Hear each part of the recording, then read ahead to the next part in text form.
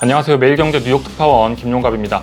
정확한 화장품의 이름은 몰라도 에스티로더 갈색병 한 번쯤 들어보셨을 겁니다. 전 세계 여성들의 마음속 위시리스트에 담긴 갈색병의 화장품으로 유명한 에스티로더가 위기를 겪고 있습니다. 에스티로더의 주가가 올해 들어서만 약 40% 하락했습니다. 370달러까지 치솟았던 주가는 약 90달러까지 하락을 하면서 4분의 1 토막이 났습니다. 오랫동안 여성들에게 사랑받으며 성장하던 화장품 기업 에스티로더의 주가는 왜 추락하고 있는 걸까요?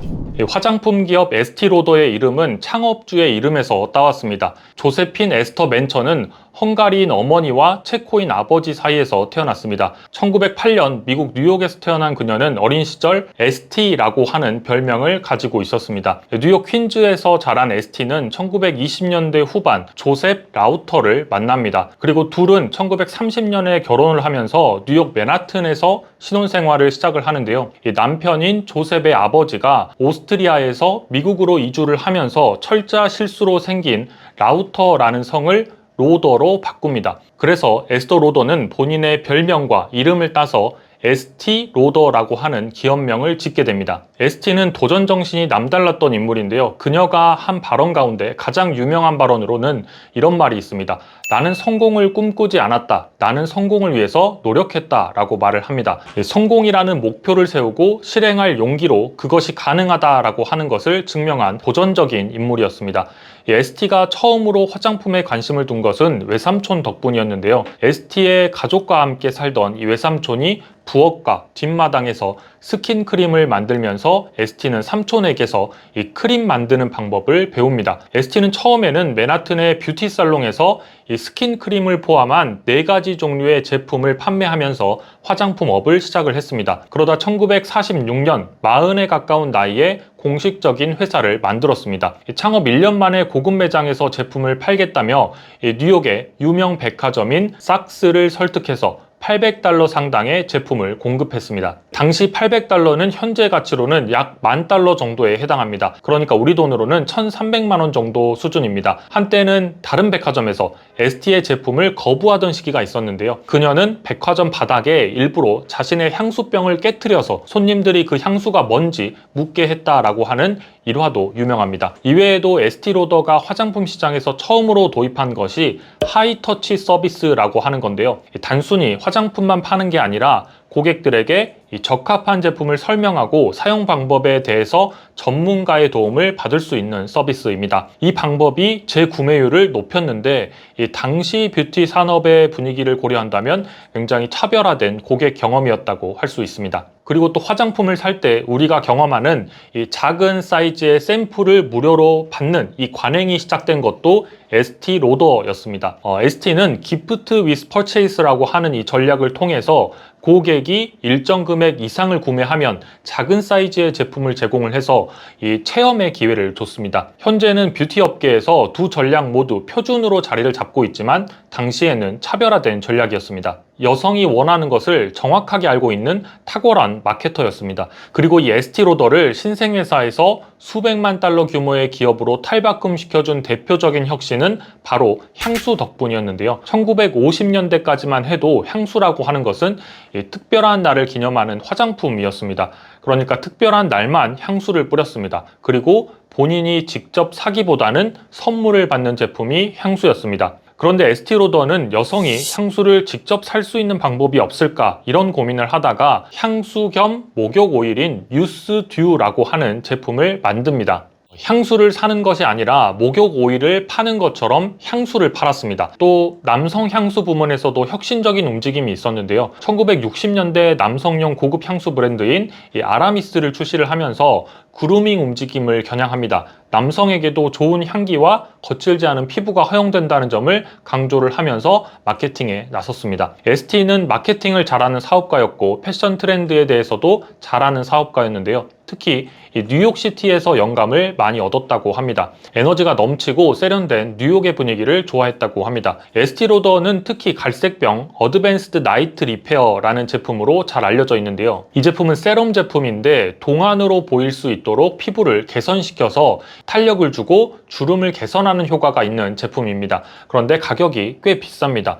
공식 홈페이지에 가면 1.7온스, 그러니까 50ml 정도 되는 제품이 128달러입니다. 우리 돈으로 계산하면 16만 원이 넘습니다. 비싸지만 유명한 이유는 제품의 이름에 다 들어 있습니다. 이 에스티로더는 갈색병을 내놓으면서 뷰티 브랜드 최초로 케어 대신 리페어에 초점을 맞췄습니다. 자외선 노출의 영향으로부터 피부를 회복할 수 있는 성분을 포함했습니다. 또 제품명에 들어있는 나이트도 기존의 제품들과는 달랐습니다. 이 밤의 피부 회복의 중요성을 강조를 한 겁니다. 또 미국에서는 많은 사람들이 이 제품을 주로 ANR이라고 부른다고 합니다. 이 갈색병 ANR이 처음 출시된 것이 1982년인데요. 지금까지 무려 40년 넘게 사랑을 받고 있는 제품입니다. 이 갈색병의 핵심은 젊음을 유지하는 안티에이징입니다.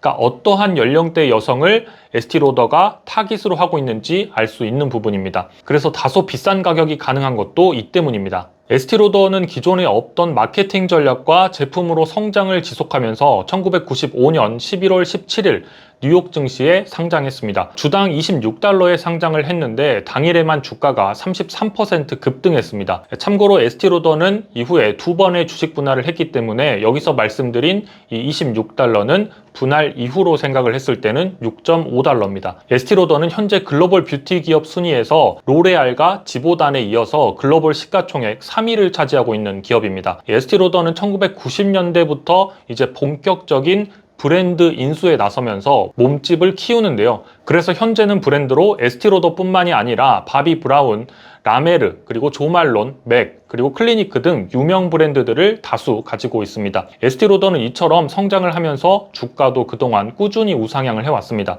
그런데 2021년 말 370달러를 기점으로 2022년부터 내리막을 걷기 시작합니다. 그 이후로 주가는 90달러 선까지 내려오면서 4분의 1 토막이 난 상황입니다. 이 뷰티 업계에서 혁신과 새로운 트렌드를 주도했던 에스티로더의 주가를 끌어내린 원인은 무엇이었을까요? 실적에서 답을 찾을 수 있는데요. 에스티로더의 주가를 끌어내린 첫 번째 요인은 중국입니다. 중국 경제가 둔화되면서 에스티로더가 직격탄을 맞고 있습니다. 에스티로더는 지난 6월 30일에 마감된 이 회계연도 2024 연간 실적을 발표를 했는데요. 이에 따르면 연간 매출이 156억 달러를 기록을 했습니다.